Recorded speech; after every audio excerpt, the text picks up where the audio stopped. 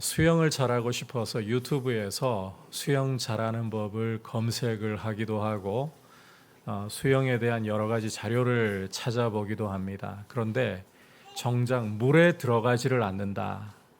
여러분, 과연 수영을 잘 할 수 있을까요? 수영은커녕 물에 뜨기도 버거울 겁니다. 그런데 안타깝게도 우리 신앙생활에도 이와 유사한 경우들을 종종 볼 때가 있습니다.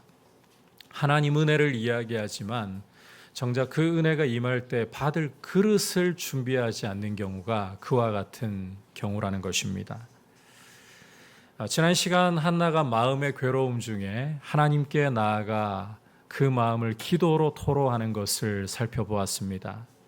한나의 인생에 캄캄한 어둠이 임했을 때, 밤이 도래했을 때 하나님 앞에 기도로 부르짖음으로써 그 시간을 견뎌 나갔다는 것입니다.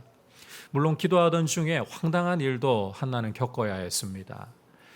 하나님 앞에서 그 임재에 사로잡혀 가지고 간절히 기도를 하고 있는 중이었는데 이 분별력을 상실해버린 엘리 제사장이 한나가 속으로 기도하니까 입술이 동하는 걸 보면서 이 여자가 술 취했는가 보다 호되게 책망을 하는 일이 벌어졌었죠.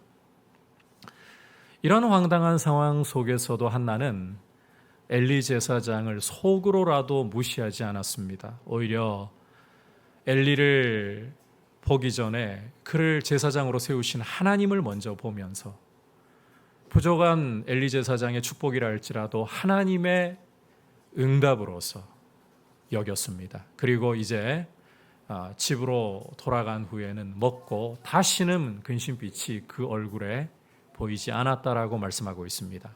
자, 이렇게 기도하면서 하나님을 보려고 했던 한나에게 이제 어떠한 일이 일어날 것인가? 오늘 말씀에서 그 다음 이어지는 일들을 보여주고 있는데 하나님 은혜가 주어지는 모습과 또 그 은혜를 어떻게 믿음으로 받아야 하는가? 그 사실을 오늘 말씀에서 잘 보여주고 있습니다. 함께 말씀에 귀를 기울이면서 주시는 메시지 듣도록 하겠습니다. 자, 함께 먼저 19절과 20절 말씀을 한 목소리로 읽도록 하겠습니다. 시작. 그들이 아침에 일찍 일어나 여호와 앞에 경배하고 돌아가 라마의 자기 집에 이르니라. 엘가나가 그의 아내 한나가 임신하고 때가 이르매 아들을 낳아 사무엘이라 이름하였으니 이는 내가 여호와께 그를 구하였다 함이더라. 함께 읽은 말씀은 엘가나 가정이 이제 제사를 마치고 라마에 있는 집으로 돌아간 사실과 엘가나가 한나와 동침한 것을 보여주고 있습니다. 자, 주목할 것은 엘가나가 한나와 동침할 때에 여호와께서 그를 생각하셨다. 이 원문대로 번역을 하자면 여호와께서 한나를 기억하셨다라고 말씀한다는 점입니다. 참고로 여호와께서 기억하셨다라고 할 때 성경에서의 용례는 단순히 머리로만 기억하신다는 뜻이 아니라는 거예요. 성경을 여러분께서 주의해 보시면 하나님이 기억하셨다는 말씀 다음에는 반드시 따라오는 게 있습니다. 하나님의 실제적인 행위가 따라옵니다. 은총을 베푸시고 구원을 베푸시는 행위가 따라온다는 거예요. 이를테면 다음과 같은 경우입니다. 창세기 8장 1절을 보시면 홍수 심판 후에 하나님께서 노아와 그와 함께 방주에 있던 들짐승들과 가축을 기억하셨다라고 말씀을 하거든요. 그 다음에 이어지는 말씀이 무엇입니까? 하나님이 바람을 땅 위에 불게 하심에 물이 줄어들었고 라는 말씀이잖아요. 그러니까 하나님께서 노아와 방주에 탄 모든 짐승들을 구원하시는 은총의 행위를 베풀어 주셨다는 것입니다. 기억하셨다라는 말씀 다음에는 이렇게 은총의 행위가 따른다는 거예요. 출애굽기 2장 23절과 24절을 보셔도 마찬가지입니다. 이스라엘이 애굽에서 노예로 학대를 당하면서 그 부르짖는 소리, 그 고통 소리를 하나님이 들으시고는 아브라함과 이삭과 야곱과 맺은 언약을 기억하셨다고 말씀하고 있습니다. 자, 그 다음에 여러분께서 출애굽기 3장과 4장 그리고 그 이후에 이어지는 내용들을 보시면 하나님이 모세를 불러 구원자로 세우시고 이스라엘을 애굽에서 건지시는 구원의 행위가 따라오고 있습니다. 오늘 한나의 경우도 마찬가지입니다. 19절 끝부분에서 여호와께서 한나를 기억하셨다, 생각하셨다는 게 기억하셨다라는 말이라고 했잖아요. 기억하셨다라는 말씀 다음에 20절을 보시면 한나가 드디어 임신을 하고 아이를 낳게 되는 것입니다. 이처럼 하나님이 기억하셨다는 것은 단순히 머리로만 기억하셨다는 뜻이 아니라 하나님의 은총과 긍휼을 베푸시는 행위가 반드시 따라온다. 따라서 한나의 경우 사무엘을 낳았을 때에 그 아이의 이름을 사무엘, 20절을 다시 한번 보시면 여호와께 구하여 얻은 자라는 뜻으로 사무엘이라고 불렀다는 점입니다. 하나님이 내 기도를 잊어버리지 않으시고 내게 응답하셨구나, 이걸 아이의 이름을 통해서 고백을 드리고 있는 것이라는 거예요. 여러분, 하나님께서는 우리를 기억하시는 분이십니다. 우리가 하나님 앞에 기도하고 부르짖을 때에, 인생의 어두운 밤을 만나서 고통 속에서 부르짖을 때에 하나님은 그 기도, 그 부르짖음을 외면하지 않고 기억하시는 분, 그리고 반드시 응답을 주시는 분이십니다. 따라서 여러분, 인생의 어두운 밤을 만났을지라도, 여러분이 말로 표현할 수 없는 고통 가운데 거한다 할지라도 하나님이 내 기도를 들으시고 나를 기억하신다, 이 사실을 꼭 기억하시면서 하나님 앞에 기도로 힘써 나아갈 수 있기를 축복합니다. 사방이 다 막혀서 어디로 나가야 할지 출구가 보이지 않을 때조차 하나님 앞에 부르짖을 때에 하나님은 여러분 기도를 잊지 않으십니다. 여러분을 기억하십니다. 그리고 반드시 응답하여 주십니다. 더욱이 하나님께서 우리에게 응답하여 주실 때에는 한번 따라 합시다. 우리가 구하거나 생각하는 것에 더욱 넘치도록, 우리가 구하거나 생각하는 것에 더욱 넘치도록 응답하신다라고 사도 바울은 에베소서 3장에서 말씀을 하고 있습니다.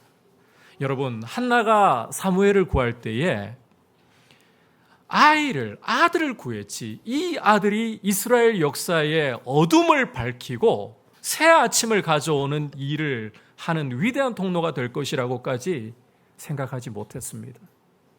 그런데 여러분, 하나님께서 한나에게 주셨던, 고통 중에 부르짖을 때에 한나에게 응답으로 주셨던 이 사무엘을 보십시오. 이 사무엘은 자라나면서 그가 하는 말이, 사무엘상 3장을 읽어보시면 그가 하는 말이 하나도 땅에 떨어지지 않을 정도로 하나님이 붙들어 주셨다. 사무엘상 7장을 보시면 영적으로 침체에 빠져서 오랜 세월 동안을 공고 가운데 있던 이스라엘에 미스바에서 대각성 운동을 주도하게 하신 인물, 그가 바로 사무엘입니다. 뿐만 아니라 이스라엘 역사 가운데 가장 위대한 왕이었던 다윗, 사사시대의 그 죄로 어두워진 모든 아픔의 시간을 걷어내고 하나님의 통치로 이스라엘에 새 아침을 가져오게 한 그 다윗을 준비해서 세운 인물이 바로 사무엘이라는 거예요. 이렇게 이스라엘 역사 가운데서 둘째가라면 서러울 정도로 하나님이 위대하게 사용하셨고, 그리고 사무엘상 12장을 보시면 사사로서 사무엘이 은퇴하면서 고별 설교하는 내용을 읽을 수가 있는데, 어떤 사람들보다도 고결한 삶을 살았던 이런 아름다운 사람이 바로 사무엘이었습니다. 한나는 하나님께 그저 아들을 구했습니다. 그런데 하나님이 응답하셨을 때 이 아들은 사무엘이라는, 구하거나 생각하는 것은 넘치도록 응답하시는 선물이었습니다.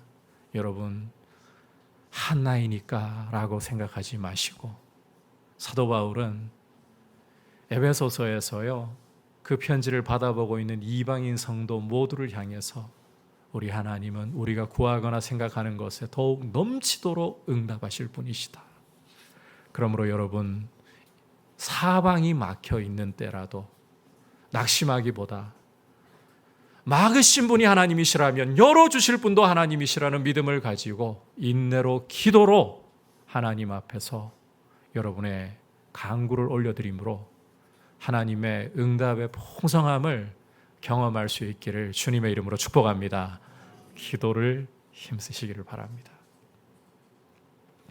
자, 이제 계속해서 하나님의 은혜가 어떻게 믿음의 그릇에 담기는가 함께 살펴볼 텐데요. 21절에서부터 23절까지 계속해서 읽어보도록 하겠습니다. 시작. 그 사람 엘가나와 그의 온 집이 여호와께 매년제와 서원제를 드리러 올라갈 때에 오직 한나는 올라가지 아니하고 그의 남편에게 이르되 아이를 젖대거든 내가 그를 데리고 가서 그의 남편 엘가나가 그에게 이르되 그대의 소견에 좋은 대로 하여 그를 젖대기까지 기다리라. 오직 여호와께서 그의 말씀대로 이루시기를 원하노라 하니라. 이에 그 여자가 그의 아들을 양육하며 그가 젖대기까지 기다리다가 자 이제 사무엘 출생 후에 엘가나 집안이 하나님의 집에 올라가서 예배를 드리는 장면을 보여주는데 여기에 한 가지 특이한 점이 있습니다. 한나가 함께 올라가지 않았다는 거예요. 한나가 예배하는 자리인데 왜 함께 올라가지 않았을까? 여러분 궁금하지 않습니까? 앞서 1장 11절에서 한나가 아이를 하나님께 구하면서 이런 서원을 드렸던 것을 볼 수가 있습니다. 제가 읽어보겠습니다. 만군의 여호와여, 만일 주의 여종의 고통을 돌보시고 나를 기억하사 주의 여종을 잊지 아니하시고 주의 여종에게 아들을 주시면 내가 그의 평생에 그를 여호와께 드리고 삭도를 그의 머리에 대지 아니하겠나이다. 자, 한나의 서원을 보시면 아이의 평생을 여호와께 드리고 삭도를 그 머리에 대지 않겠습니다. 여러분이 민수기 6장을 읽어보시잖아요. 거기 나실인의 규례가 기록이 되어 있는데 두 가지입니다. 하나가 포도나무에서 난 것은 껍질이나 씨도 입에 대지 않아야 한다는 것. 또 한 가지는 삭도를, 칼을 머리에 대지 않아야 한다는 것입니다. 그러니까 이 한나의 서원은 하나님이 주시는 이 사무엘을 하나님께 드리는데 나실인으로서 평생을 드린다. 그냥 드리는 정도가 아니에요. 나실인으로서 평생을 드린다는 뜻입니다. 자, 그런데 한나가 이제 아이를 낳아가지고 그 아이를 젖먹이고 있잖아요. 품에 안고 젖먹이고 있잖아요. 이게 그냥 기도하면서 구하는 상상하는 차원이 아니고 실제 아이를 품에 안고 젖을 먹이고 있잖아요. 그러다 보니까 이 아이가 내 품에서 떨어진다 상상을 해보면 어떨까요? 엄마로서 가슴이 미어지고 터질 것 같은 고통이 찾아오지 않을까요? 하나님께 평생을 바치겠다고 서원을 했는데 막상 서원을 하고 보니까 아이를 품에 안으니까 드리려고 하니까 이 고통이 감당할 수 없었던 걸까요? 그래서 회피하고 싶어서 여호와의 집에 올라가는 것을 피하려고 했던 걸까요? 자, 그런데 이건 우리의 상상이고요. 오늘 문맥을 보시면 전혀 그런 뜻이 아닙니다. 22절 후반부를 다시 보시면 한나가 그 남편 엘가나에게 하는 말에서 이미 사무엘의 평생을 드리겠다고 결단하고 있는 모습을 확인할 수가 있습니다. 한나가 여호와의 집에 올라가지 않으려고 하는 것은 망설임이나 주저함이 아니라 다만 사무엘이 젖대기까지 기다리겠다라는 의도라는 것을 우리가 한나의 말 속에서 확인을 할 수가 있다는 거예요. 자, 이 당시에 아이가 젖을 때기까지 통상 3년으로 보았습니다. 그러니까 이제 우리 나이로 본다면 이제 곧 우리도 만 나이로 쓰죠. 3살, 많아야 4살이라는 거예요. 그 3년 혹은 4년의 시간, 아이를 품에 안을 수 있는 시간은 3년 혹은 4년이 전부예요. 그 다음에는 하나님께 드려야 하잖아요. 한나는 아까워하고 있는 게 아니라 그 주어진 엄마로서의 책임의 시간 3년, 길면 4년을 자신의 책임을 다하겠다는 겁니다. 엄마로서의 책임을 다하겠다는 겁니다. 아이를 엄마로서 양육할 수 있는 최선을 다해서 양육해서 몸도 마음도 준비시켜서 하나님께 잘 드리겠다. 바로 이런 결단을 하고 있다는 것으로 우리가 이 말씀을 보아야 한다는 거예요. 만약 한나가 다른 꿍꿍이를 가지고 있었다. 그 남편 엘가나부터가 그대의 소견에 옳은 대로 행하라 이렇게 하지 않았을 거예요. 여러분, 사무엘상 1장에서 우리가 만나보고 있는 엘가나라는 사람은 사사시대라는 이 어둠으로 드리워져 있는 하나님을 경외함이 없는 이 시대에 형편없는 제사장이 사사로서 제사장으로 다스리고 있는 이 시대에 온 가족들을 이끌고 매년 하나님 앞에 예배를 드리러 올라갈 정도로 경건하고 깨어있는 사람이었습니다. 이런 사람이 아내에게서 다른 꿍꿍이를 보았다? 허락하지 않을 거예요. 따라서 한나가 아이를 젖대기까지 데리고 있겠다. 그 후에 올라가겠다. 이것은 하나님 앞에서 엄마로서의 책임을 다해서 아이를 잘 양육한 후에 하나님 앞에 최고의 모습으로 드리겠다. 이런 의도로, 이런 결단으로 보아야 한다는 거죠. 자, 이어지는 말씀 역시 이 해석에 힘을 보태고 있습니다. 계속해서 한나의 모습을 여러분께서 보시면 엄마로서의 책임을 다한 후에 마침내 여호와의 집에 아이를 데리고 올라가거든요. 그런데 이 모습 속에 말씀을 여러분이 잘 주목해서 보시면 조금도 주저함이나 망설이는 흔적이 기록이 보이지 않습니다. 24절을 보시면 사무엘이 젖된 후에 한나가 사무엘을 데리고 여호와의 집으로 나아갔다라고 기록하잖아요. 그런데 성경 기자가 사무엘을 묘사하면서 아이가 어리더라라고 의도적으로 묘사를 하고 있습니다. 여러분, 갓 젖된 어린 아이 3살, 4살 이때 엄마 눈에 아빠 눈에 아이는 가장 예쁘고 사랑스러울 때입니다. 무슨 짓을 해도 아이가 사랑스럽습니다. 아이를 보는 부모의 눈에서는 그냥 꿀이 뚝뚝 떨어질 정도입니다. 이런 아이를 떼어놓는다. 이건 정말 가슴이 터질 노릇입니다. 그런데 한나의 발걸음에 망설임의 흔적이 없습니다. 아이를 어림에도 불구하고 데리고 올라갔다라는 기록이 우리가 볼 수 있는 전부입니다. 게다가 이어지는 이 사무엘을 여호와께 드리는 모습에서도 한치의 흔들림을 우리는 찾아볼 수가, 심지어 미세한 진동조차 찾아볼 수가 없습니다. 함께 25절부터 28절까지 한 목소리로 보겠습니다. 시작. 그들이 수소를 잡고 아이를 데리고 엘리에게 가서 한나가 이르되 내 주여 당신의 사심으로 맹세하나이다. 나는 여기서 내 주 당신 곁에 서서 여호와께 기도하던 여자라. 이 아이를 위하여 내가 기도하였더니 내가 구하여 기도한 바를 여호와께서 내게 허락하신지라. 그러므로 나도 그를 여호와께 드리되 그의 평생을 여호와께 드리나이다 하고 그가 거기서 여호와께 경배하니라. 자, 한나가 사무엘을 여호와께 드리면서 엘리에게 이 상황을 진술하고 있죠. 그런데 이 상황을 여러분께서 보시면서 맹세하는 모습을 주목하셔야 되는데, 여러분이 히브리서 6장을 읽어보시면 이 맹세라는 것은 다투는 일의 최후 확정이다, 어떤 일의 보증이다, 이렇게 말씀하는 것을 읽을 수가 있습니다.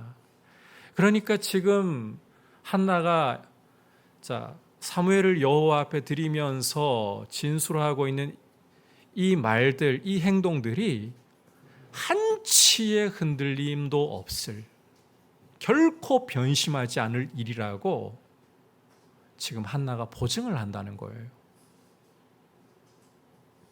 이런 결연한 의지와 함께 한나는 자신이 여호와께 기도했다, 구했다, 이걸 4차례나 반복해서 이야기하면서 사무엘은 이렇게 기도에 여호와께서 응답하셔서 허락하신 아이다, 이 사실을 확고하게 드러내고 있습니다. 따라서 한나는 자신도 사무엘을 여호와께 드립니다. 그냥 드립니다라고 끝내지 않고 그의 평생을 여호와께 드립니다. 반복하면서 강조해서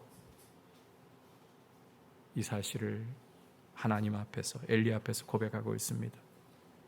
그리고 한나는 여호와께 경배함으로써 여호와께서 그렇게 받으시기에 합당하신 분이라고 온 몸으로 고백을 하고 있습니다. 여러분, 여기 어디에 주저함이 있습니까? 여기 어디에 아이를 아까워하며 망설이는 모습이 있습니까? 전혀 그런 모습을 찾아볼 수가 없습니다.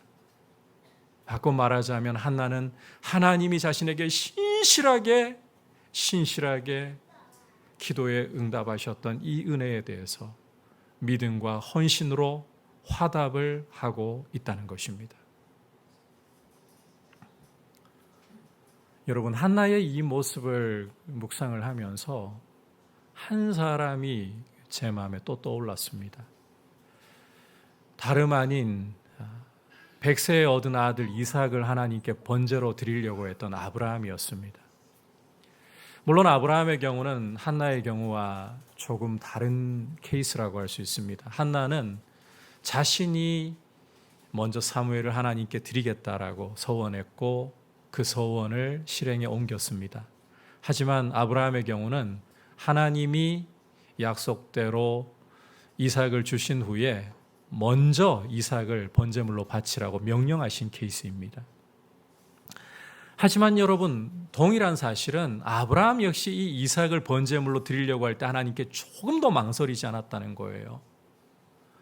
아브라함에 대해서 우리의 상상의 나래를 펼쳐보면 하나님이 밤에 찾아오셔가지고 이삭을 번제물로 드리라, 밤새 끙끙 앓으면서 하나님이 주셔놓고 달라고 하시다니요, 고민하고 괴로워했을 거라고 우리는 생각하지 않습니까?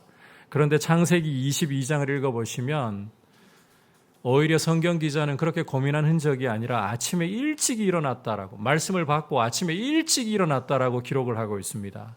성경에서 아침에 일찍 일어났다는 표현은 망설이거나 주저하지 않고 곧장 실행에 옮기는 부지런함을 묘사할 때 쓰는 의례적인 표현입니다. 아브라함은 하나님 말씀을 받고 망설이지 않았다는 것입니다. 그리고 이삭을 번제로 드리기 위해서 하나님이 지시하신 모리아 산으로 길을 떠나는데 그 길이 사흘길이에요. 여러분, 이 사흘길이라는 것은 중간에 가다가도 변심해서 집으로 돌아오고도 남을 여지가 있는 시간이라는 것입니다. 하지만 그 길을 가면서 아브라함은 그의 걸음을 돌이키지 않습니다. 그리고 마침내 모리아 산에 당도했을 때 아브라함은 이삭만을 데리고 불과 번제에 쓸 나무만을 가지고 산에 오릅니다. 종들은 뒤에 남겨두어 버립니다. 여러분, 이삭만을 데리고 갔다는 것은 이삭이 번제물이다, 이 행동을 하고 있는 거예요. 종들을 남겨두고 가는 것도 분명합니다. 데리고 올라가서 번제물로 바치려고 할 때 종들이 막을 거 아닙니까? 그래서 남겨두고 가는 거예요. 여지를 두지 않겠다는 것입니다. 가장 충격적인 장면은 산을 오르는 중에 나타납니다. 산을 오르다가 이삭이 이 상황이 궁금하다 못해, 아버지, 번제로 드리기 위해서 불도 있고 나무도 있는데 제물로 쓸 어린 양이 어디 있습니까? 여러분, 만약에 아브라함이 이 상황에서 주저하고 망설이는 마음이 있었다면 이 말을 듣는 순간에 다리가 풀려서 풀썩 주저앉아 버렸을 거예요. 그런데 아브라함은 너무나도 담담하게, 내 아들아, 번제로 드릴 어린 양은 여호와께서 준비하시리라. 그리고 산 위에 올라서는 이삭을 결박하고 번제물로 잡으려고 했습니다. 흔들림이 없다는 거예요. 망설이지 않았다는 거예요. 이렇게 아브라함 모습이 이 한나에게서 동일하게 떠오른다는 겁니다. 저는 개인적으로 이전에 한나의 믿음의 헌신이 아브라함에게까지 비견될 수 있다고 생각해 본 적이 없어요. 그러나 오늘 말씀을 연구하고 묵상하면서 이 한나의 헌신은, 믿음의 헌신은 아브라함 못지않구나. 어린 아이를 떼어놓는 엄마의 마음을 상상해 볼 때 아브라함 못지않구나. 외양은 달라도 한나 역시 아브라함처럼 믿음으로 하나님께 아들을 드리고 있습니다. 오히려 하나님의 은혜라고, 모든 것이 하나님의 은혜라고 고백하면서 주저없이 드리고 있습니다. 여러분, 오늘 이 한나의 모습을 통해서 우리가 주목할 사실은 하나님이 인생의 어두운 밤을 물리치시고 새 아침을 여시는 것은 적극적인 믿음을 통해서이다. 적극적인 믿음을 통해서이다 라는 사실을 우리가 기억해야 한다는 것입니다. 다시 한번 강조합니다. 하나님이 인생의 어두운 밤을 물러가게 하시고 새 아침을 여시는 역사는 적극적인 믿음을 통해서이다. 모든 것이 하나님의 은혜라고 이야기를 하면서 종종 수동적으로 어차피 하나님 은혜니까 다 알아서 될 거야 이렇게 이야기하고 손을 놓아버리고 있는 경우들을 볼 때가 있습니다. 하지만 진정한 하나님의 은혜는 결코 수동적으로 사람을 만들지도 않고 알아서 될 거야 라고 손을 놓아버리게 만들지 않습니다. 그렇게 방조하지 않습니다. 여러분, 한나의 모습을 되짚어 보십시오. 한나가 아이를 낳을 수 없는 고통의 현실 속에서, 그것도 그 고통의 현실을 주신 분이 누구라는 것을 한나가 인식했습니까? 여호와시라는 사실을 인식했잖아요. 이 답답함 속에서 한나는 할 수 없다라고 수동적으로 물러가 버리거나 주저하지 않았습니다. 나의 태를 다 드신 분이 여호와이시니 여실 분도 여호와이시라고, 그분만이 여실 수 있다고 적극적으로 기도하면서 하나님 앞에 견뎌나갔습니다. 아이를 주셨을 때에는 사무엘, 여호와께서 내 기도 들으시고 응답하셨다. 그리고 이 아이를 품에 안았을 때에는 엄마로서 나에게 책임을 맡겨주시는 이 시간 동안 이 아이를 최선을 다해서 양육해서 하나님 앞에 최고의 모습으로 드릴 거예요. 고작 3년인데 하지 않았습니다.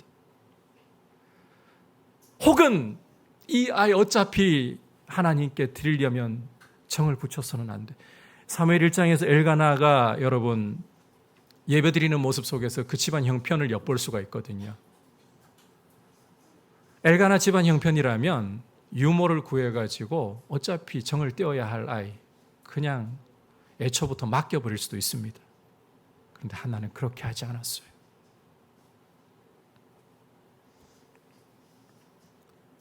그리고는 어린아이임에도 불구하고 그의 평생을 여호와 앞에 주저함없이 드리고 경배했다고 말씀하고 있잖아요. 여러분이 2장 가보시면 그걸로도 모자라 기쁨으로 하나님께 노래하고 있습니다. 여호와는 죽이기도 하시고 살리기도 하시고 주시기도 하시고 거두기도 하시고 높이기도 하시고 낮추기도 하시고 여호와를 찬송하고 있습니다. 이런 적극적인 믿음을 통해서 하나님은 사무엘을 세우시고 다윗을 세우셔서 사사시대에 그 죄악으로 캄캄해졌고 평강을 잃어버렸던 이스라엘에 새 아침을 열어주셔서 하나님의 통치가 임하게 하는 역사를 이루셨던 거예요. 여러분, 하나님 은혜를 받는, 하나님 은혜를 올바로 받는 그릇은 바로 적극적인 믿음이라는 것입니다. 농부가 풍년이 올 것을 마음에 소원하고 또 확신을 가지고 있습니다. 그런데 맨날 집안에서 띵굴띵굴 밭에 나갈 생각, 들에 나갈 생각하지 않고 맨날 방구석에서 띵굴띵굴거리고 있어요. 여러분, 그게 과연 풍년을 기다리는 농부의 올바른 태도입니까? 풍년이 올 것을 사모하고 있고 풍년이 오리라고 확신한다면 어떻게 해야 농부가 올바른 태도를 가지는 것입니까? 들러 나가서 구슬땀을 흘리면서 부지런히 농사를 짓는 것이 바로 풍년을 준비하는 농부의 자세 아닙니까? 풍년이 올 게 확실하다면 더더욱 땀을 흘리고 더더욱 힘내서 일하려고 하는 것이 농부의 올바른 태도 아닙니까? 하나님 은혜가 우리에게 그리스도 안에서 반드시 주어질 줄 믿습니다. 우리가 기도할 때에 응답할 줄 믿습니다. 그렇다면 우리는 하나님 앞에서 우리에게 주어진 일상이 우리의 믿음의 그릇을 준비해야 하는, 믿음의 의무를 행해야 하는 자리라는 사실을 결코 외면하지 말고, 여러분, 내가 지금 나의 있는 자리에서 하나님이 기뻐하실 믿음으로 행하는 것이 무엇일까? 말씀에 귀를 기울이려고 하면서, 기도하려고 하면서 순간순간 하루하루 의무를 부지런히 행해 나갈 수 있기를 축복합니다. 안 믿는 사람들도 그런 이야기 하잖아요. 내일 지구에 멸망이 오더라도 오늘 뭘 심는다고요? 사과나무를 심는다 그러잖아요. 소망이 없어도 그런 말을 할 줄 아는데, 우리에게는 장차올 영원한 하나님의 나라가 있고 하나님이 우리의 기도를 응답하시고 절망 중에도 우리의 길을 열어 새롭게 하시는 그분이 계시는데, 성도가 오히려 자신이 주어진 삶의 자리를 믿음을 통해 하나님 은혜를 받을 그릇을 준비할 자리로 여기고 부지런히 믿음으로 서나가기 위해 힘써야 하지 않겠습니까? 아무것도 안 보일 때에도, 때로는 하나님이 느껴지지 않을 때에도, 심지어 하나님의 미소가 내 삶에서 떠나가 버린 것 같고 암흑이 드리워져 있어도 여러분, 오늘 하나님 앞에 살려고 하고 믿음으로 살려고 하고, 마귀는 아니야, 하나님 은총이 너를 떠나서라고 분명히 그럴 때 조롱할 겁니다. 너의 모습을 하나님이 과연 사랑하실 수 있을까라고 여러분을 절망에 빠뜨리려고 할 겁니다. 그럴 때에 마귀의 소리에 귀 기울이지 말고, 나는 하나님 앞에서 오늘 나의 걸음을 내디딜 거야. 믿음으로 걸어감으로써 하나님이 아름답게 길을 열어주시고 여러분을 통해 인생의 새 아침을 이루어 가시는 하나님의 역사를 보시기를 축복합니다. 오늘 한나의 모습을 통해서 하나님의 은혜가 어떻게 임하는가, 그리고 그 은혜를 어떻게 믿음으로 받아야 할 것인가, 믿음의 그릇을 어떻게 준비할 것인가를 보았습니다. 여러분, 하나님은 기억하시는 분입니다. 우리가 부르짖을 때에 구하고 생각하는 것에 넘치도록 응답하실 분이십니다. 그 하나님의 은혜를 여러분이 기억하십시오. 부지런히 힘써 기도하십시오. 보이지 않을 때에도, 고통 중에도 절망하지 말고 낙심하지 말고 기도하십시오. 아울러 하나님의 은혜를 받기 위해서 믿음, 적극적인 믿음보다 중요한 거 없다 생각하시고 오늘 우리의 삶에서 믿음의 의무를 부지런히 행해 나갈 수 있기를 축복합니다. 이제 말씀을 생각하면서 함께 546